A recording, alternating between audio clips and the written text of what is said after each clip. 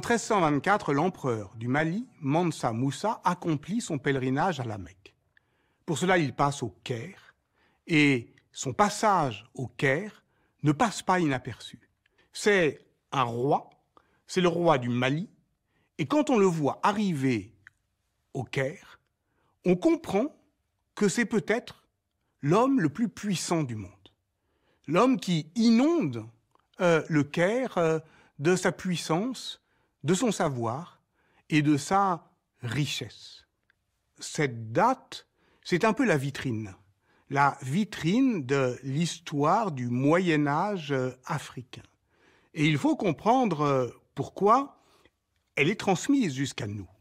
Car au fond, ce que l'on a à comprendre avec cette date 1324, Mansa Moussa fait son pèlerinage à la Mecque, c'est comment l'histoire de l'Afrique ancienne peut faire date. Et on va entendre parler de cette date jusqu'en Europe, à la périphérie de l'Ancien Monde. Transportons-nous en 1380, à Paris. Nous sommes à la cour de Charles V, roi de France, aussi appelé Charles le Sage. Il a reçu du roi d'Aragon un cadeau diplomatique. C'est le fameux Atlas catalan. Dessiné par des cartographes juifs de Majorque, il réunit les savoirs géographiques du commerce maritime. Ce que montre donc l'Atlas catalan aux souverains d'Europe, c'est le monde connu, sillonné par des marchands arabes. Et en bas de la carte, il y a l'Afrique, le pays des Noirs. Ça et là, quelques villes qu'on identifie comme des lieux de pouvoir. Gao, Tombouctou, la ville de Mali. Et puis surtout, il y a cet homme. Cet homme à la peau noire, qui est un souverain et qui est identifié par la légende écrite en catalan comme le roi du Mali. Charles V doit pouvoir le reconnaître. On a donc affublé ce roi d'Afrique des attributs royaux européens. Il tient un sceptre fleur-de-lysée et porte une couronne. Toute la question posée par l'Atlas catalan, c'est est-ce qu'on peut, au fond, rendre possible, pensable, crédible, le fait qu'il y ait si loin des rois, pleinement rois, mais à la peau noire. C'est l'histoire, au fond, d'un homme noir sous le regard des Blancs. L'Empire du Mali s'étend sur un vaste territoire où se mêlent paysages désertiques et savanes arborées. Un territoire densément habité, même s'il l'est de manière hétérogène. Les espaces africains en contact avec le monde islamique sont le Sahel, qui court jusqu'au Nil, la Corne de l'Afrique, à l'est, et la côte Swahili, qui s'étire jusqu'aux littoraux tropicaux de l'hémisphère sud. Des milieux et des populations extrêmement variées alimentent les circuits de commerce du monde musulman.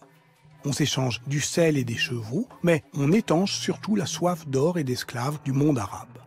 3 à 4 tonnes d'or sont récoltées par an, et tout le bassin méditerranéen est irrigué par cet or.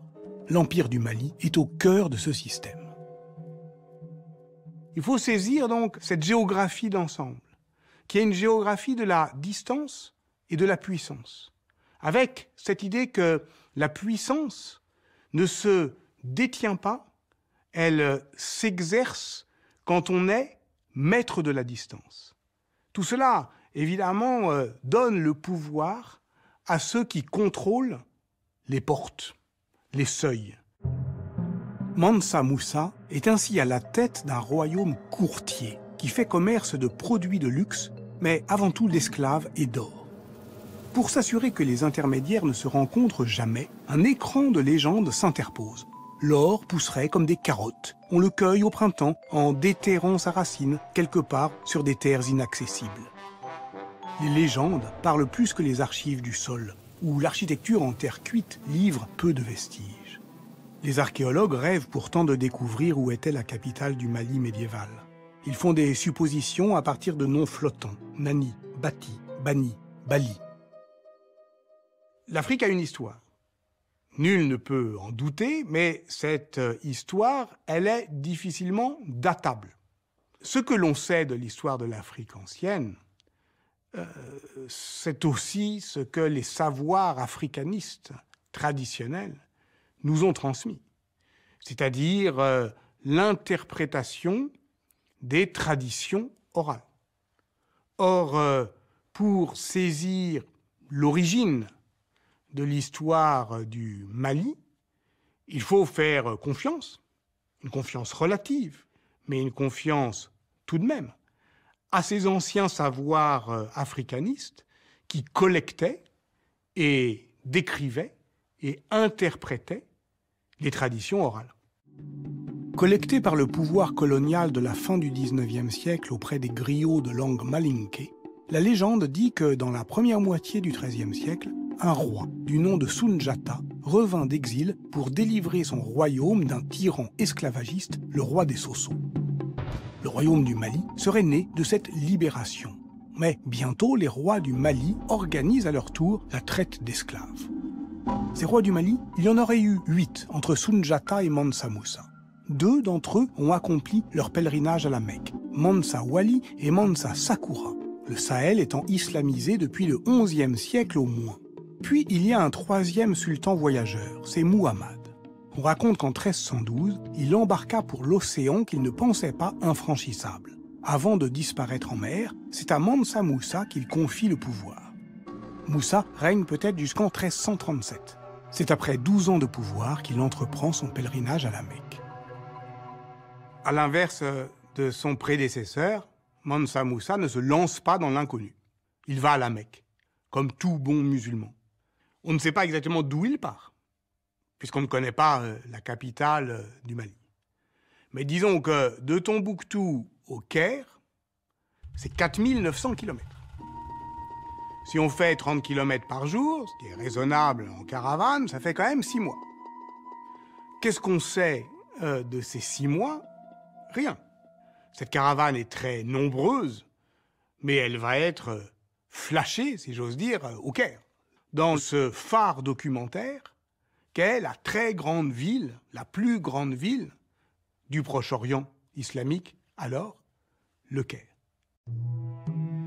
Ce qui entre dans la lumière kérote et qui, dès lors, fait irruption dans l'histoire est purement extraordinaire.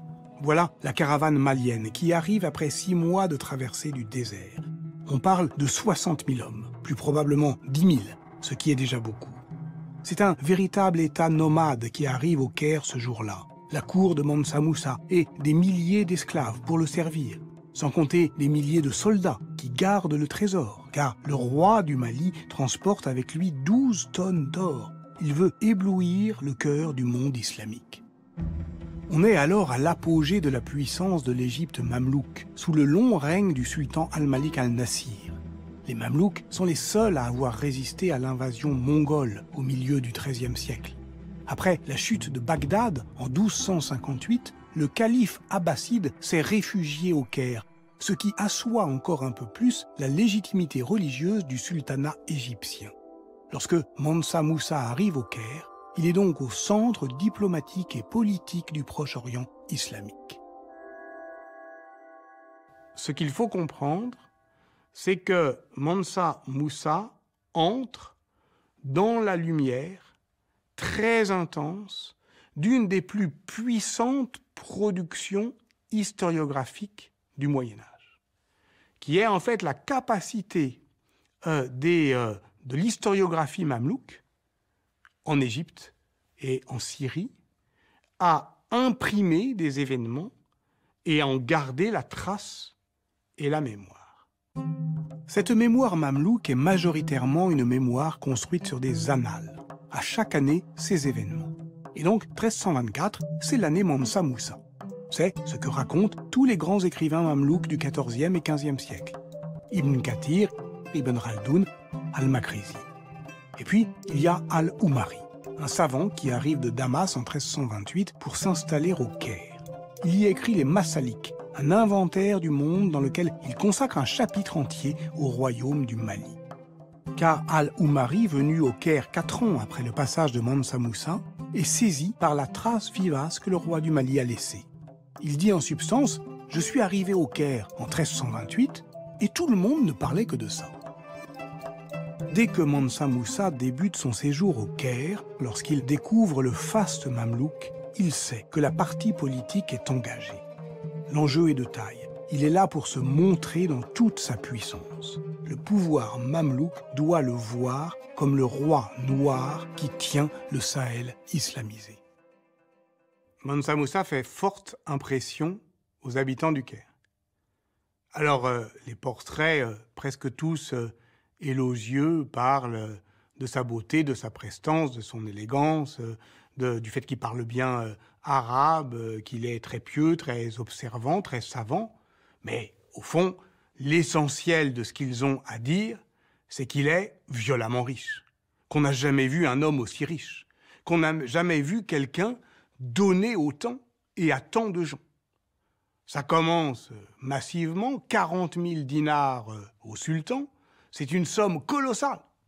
Et ensuite, et tous les habitants du Caire le disent, depuis la chancellerie jusqu'au souk, eh bien, il va inonder, littéralement inonder les habitants du Caire de sa générosité. On a même une notation économique incroyable, enfin en tout cas étonnante, chez Al-Umari, qui est qu'ils ont tellement dépensé qu'ils ont déprécié le cours de l'or pendant 12 ans. Comme tout dirigeant en déplacement, Mansa Moussa profite de son voyage pour stimuler l'économie de son pays. En dépensant si largement, Moussa montre qu'il est solvable. Il contracte énormément d'emprunts pour acheter des tissus de luxe qu'il revendra à prix d'or aux élites sahéliennes. Et comme il consent à emprunter à des taux exorbitants, il oblige dans le même temps les prêteurs à aller eux-mêmes récupérer leurs profits au Mali. Mission accomplie. Les échanges commerciaux entre la Méditerranée orientale et l'Afrique de l'Ouest s'intensifient notablement. Mais il y a une autre rationalité, qui est la rationalité politique. C'est que, évidemment, le gain que cherche Mansa Moussa est aussi un gain politique, de pouvoir, de prestige et d'autorité. Ce qui compte, au fond, c'est de se faire reconnaître comme un roi musulman. Et pour cela, effectivement, il doit accéder à la citadelle du Caire.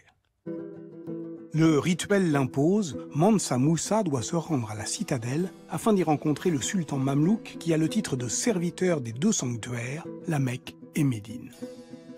Mais Moussa veut également obtenir le décret qui ferait de lui le représentant officiel de l'islam dans sa partie du monde. Seul le calife abbasside peut lui accorder, mais pour le rencontrer, Moussa doit obtenir l'autorisation du sultan égyptien. Débute alors ce que beaucoup de nos sources décrivent comme une épreuve de force, mais qui n'est peut-être qu'une négociation. Est-ce que Mansa Moussa doit se soumettre à la prosternation qu'exige la présence du sultan mamelouk? Il le devrait. Mais Mansa Moussa lui-même arrive avec sa cour. On le regarde. Les mamelouks le regardent, mais son peuple le regarde.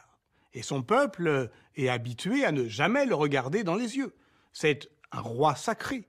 Personne n'a jamais adressé la parole directement à Mansa Moussa. Et quand on doit s'adresser en audience à lui, alors non seulement on se prosterne, mais on se jette à ses pieds, on se couvre de poussière et de terre. Donc là, il y a un choc entre deux rituels. Al-Umari raconte que voilà, le sultan lui dit « abaisse-toi » et il refuse. Et puis, il y a un moment de flottement, et finalement, il se prosterne en précisant que c'est devant Dieu qu'il se prosterne. Et là, d'une certaine manière, c'est gagné, parce qu'il dit deux choses en même temps. Il dit « je ne suis pas un esclave, et je suis un bon croyant ». Et c'est très exactement cela dont on parle. C'est de la conversion du regard des Arabes face aux Noirs, qu'ils voyaient comme des esclaves, qu'ils doivent maintenant voir comme des croyants. Muni de son décret fraîchement obtenu du calife abbasside, Mansa Moussa peut partir pour la Mecque.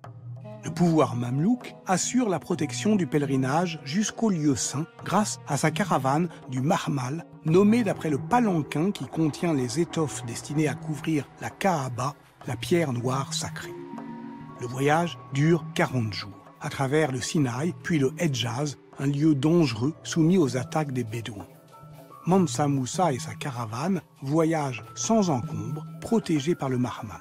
Et les sources mamelouks documentent précisément l'itinéraire.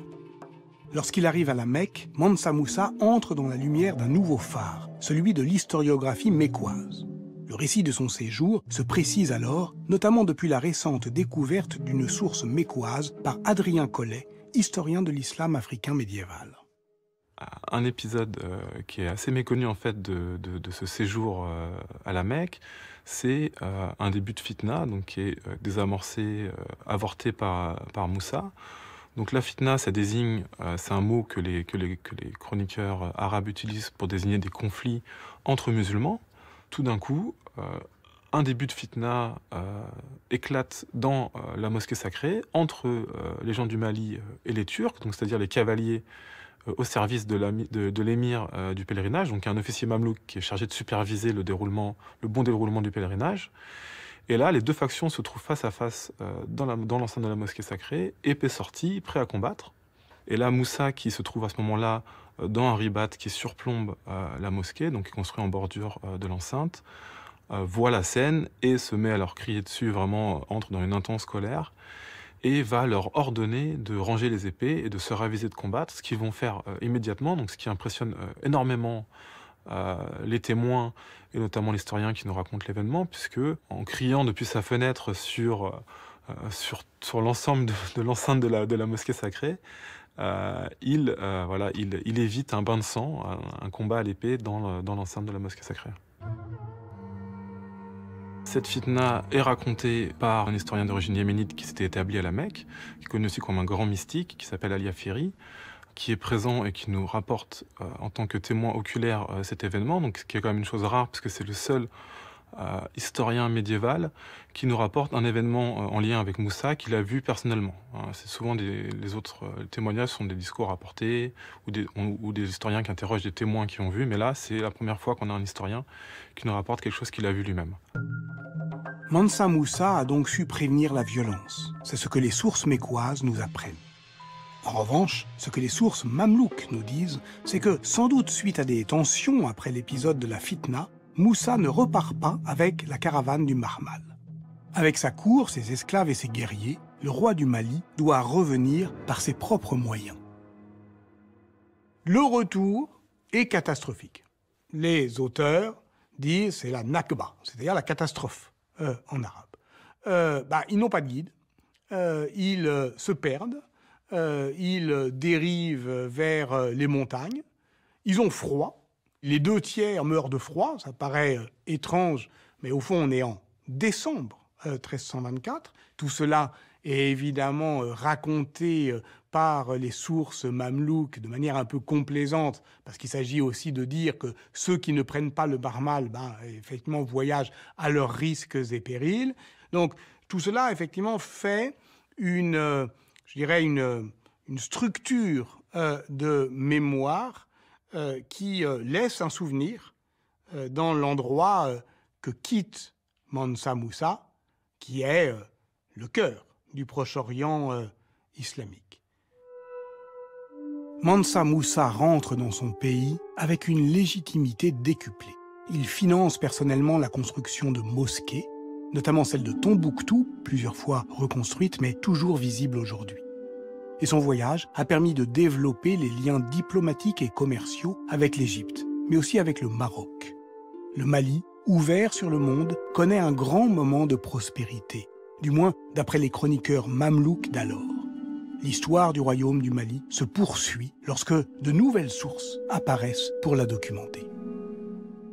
Jusque-là, on reste toujours tributaire de sources qui sont exogènes. Les sources kérotes, les sources mécoises, mais n'y a-t-il pas des sources directes de l'Afrique de l'Ouest? C'est une question qui est une question générale. Pendant très longtemps, si on a dénié à l'histoire de l'Afrique ancienne son historicité, ou la capacité de son histoire à faire date, c'est qu'on la croyait démunie de sources écrites. De la littérature copte à la tradition manuscrite éthiopienne, en passant par les inscriptions berbères, l'histoire de l'Afrique n'est pas une histoire sans sources écrites, même si leur datation est parfois difficile. Jusqu'au XVIIe siècle, lorsque les sources endogènes à l'Afrique de l'Ouest se développent. C'est à Tombouctou que des Africains rassemblent en arabe le souvenir de Mansa Moussa, dans des chroniques qu'on appelle les Tariq al-Soudan notamment. Mais Moussa y est surtout évoqué pour souligner que les rois Songhai qui lui avaient succédé l'avaient dépassé en richesse et en magnificence. Pourtant, en dépit de la volonté Songhai de dominer la légende de Moussa, la ville cosmopolite de Tombouctou demeure associée à son règne. Et pendant ce temps-là, dans le monde, le sultan de Delhi, Ghazi Malik, fondateur de la dynastie turque des Touglouk, mène des raids contre le Bengale, obligeant les princes hindous à se réfugier au Népal. À Venise, en cette même année 1324, meurt un voyageur, Marco Polo. Les notaires qui rédigent son inventaire après décès y consignent la présence d'une tablette de commandement en or que les rânes mongols offraient à leurs fonctionnaires les plus illustres. C'est donc que son devisement du monde dit vrai, Marco Polo est bien allé en Chine. Ce fut aussi le cas d'Ibn Battuta, qui entreprend son grand voyage l'année suivante pour faire le tour du monde musulman. A-t-il entendu parler du séjour de Moussa au Caire ? En tout cas, il traverse le Sahara en 1352 et affirme y rencontrer son frère Souleymane, devenu Mansa du Mali, qu'il décrit aussi comme un roi sage, pieux et très riche. La richesse du Mali, Mansa Moussa semble nous la montrer sur l'Atlas catalan. Il y tient cette boule d'or et rend visible au monde entier la source de sa puissance, mais aussi l'éclat de son souvenir. Une boule d'or qui devient le reflet de toutes les convoitises. L'Afrique est le plus vieil Eldorado du monde. Et le monde, le vieux monde, a faim d'or et d'esclaves. Mais le grand mouvement général de l'économie l'amène au fond à se rapprocher des lieux où l'or est extrait, sans jamais les atteindre et sans jamais les connaître. Car où est l'or ? Dans la main de Mansa Moussa. Mais lui-même n'a pas extrait cet or. Il contrôle un système d'intermédiaires qui, eux-mêmes, ne savent pas de quel monde ils sont les intermédiaires. C'est l'ensemble du système de l'économie monde qui était dépendant de cet or africain. L'exploration du Nouveau Monde au XVIe siècle va mettre un terme à cette dépendance. C'est aussi la fin de l'extraction domestique de petits filons aurifères au profit d'une activité minière. Les circuits d'échange se réorientent. L'Afrique n'est plus au centre de la commercialisation des valeurs. C'est le début de l'histoire de la traite atlantique, ce grand détournement. L'Europe détourne son regard du continent qui l'avait tant fasciné pour ne s'intéresser qu'à son littoral, où elle vient s'emparer des esclaves. L'âge d'or africain tombe dans l'oubli. Aujourd'hui, il y a une nécessité de connaissance et aussi de dignité à reconnaître cet âge d'or. Et la figure de Mansa Moussa, telle que l'histoire l'a enregistrée et telle que la mémoire l'a transformée, est évidemment un enjeu de cette reconnaissance.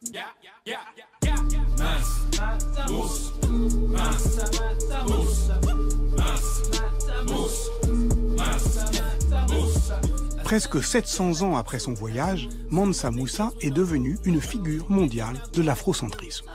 Promu star du rap, on le retrouve dans de nombreux clips comme celui-ci, tout simplement intitulé Mansa Moussa et qui date de 2019. Si le rappeur américano-ivoirien Khalid B convoque à son tour le souvenir de Moussa, c'est parce qu'il était noir et parce qu'il était riche. Et le mythe continue d'être nourri. Des sites internet le classent même comme l'homme le plus riche du monde de tous les temps, ce qui est aussi indémontrable que fantasmatique. L'Afrique demeure ce réservoir inépuisable des imaginaires contradictoires. À ces fantasmes, les historiens ne peuvent opposer que leur science des vestiges et des traces. Car la richesse de l'Afrique est finalement infinie. Il suffit de déplacer notre regard, de ne plus se laisser subjuguer par la boule d'or pour voir qu'au-delà des ressources minières, d'autres objets s'élèvent au rang de trésors. En plongeant, comme le font les historiens maliens aujourd'hui, dans le patrimoine manuscrit qui se développe à partir du XVIIe siècle, nous comprenons que l'Afrique a finalement connu non pas un, mais plusieurs âges d'or. Si bien que cette histoire elle a été, elle est encore aujourd'hui, l'histoire du regard. Les historiennes, les historiens, mais pas seulement, comprennent que cette conversion du regard, il faut la poursuivre. Ce qu'on a oublié, cet âge d'or de l'Afrique, on peut s'en souvenir à nouveau.